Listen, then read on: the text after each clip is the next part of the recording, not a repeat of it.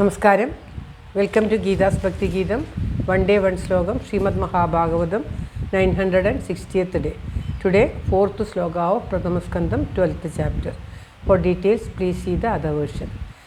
Om Namo Bhagavati Vasudevaya. Om Shri Krishna Paramatmani Nama. Hari Shri Ganapadaye Nama. Aviknamastu Shri Gurubhyo Nama. Krishnam Narayanam Vande. Krishnam Vande Vrajapriyam.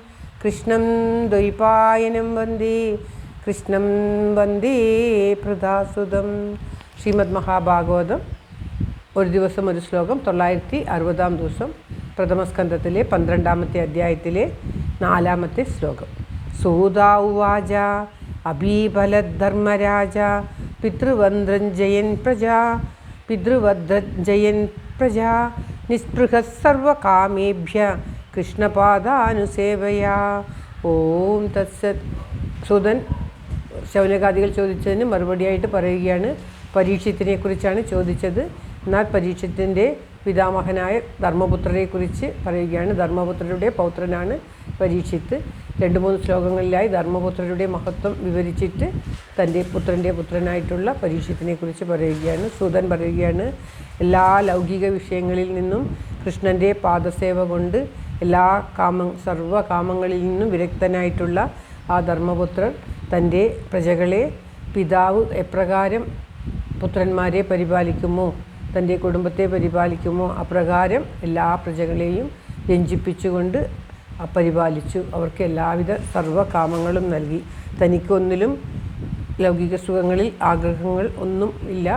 തൻ്റെ ലൗകിക സുഖങ്ങളിൽ ആഗ്രഹം വയ്ക്കാതെ ധർമ്മപുത്രൻ രാജ്യത്തെ പരിപാലിച്ചു. സ്വാർത്ഥത വരുമ്പോഴാണ് രാജ്യപരിപാലനം തെറ്റായി പോകുന്നത്.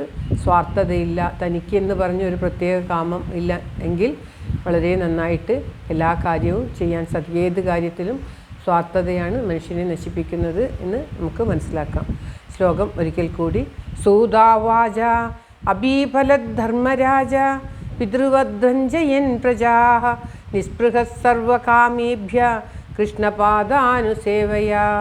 ഓം തത്സത്. സർവത്ര ഗോവിന്ദനാമ സങ്കീർത്തനം. ഗോവിന്ദ ഗോവിന്ദ. എല്ലാവരുടെയും നന്മയ്ക്കും ആയുരാരോഗ്യ സൗഖ്യത്തിനുമായി പ്രാർത്ഥിച്ചുകൊണ്ട് ശ്ലോകം ഭഗവാന്റെ തൃക്കാൽക്ക് സമർപ്പിക്കുന്നു. Geetha Rajan. Thank you for watching. All the best. Have A very very nice day. God bless you. ദൈവം അനുഗ്രഹിക്കട്ടെ.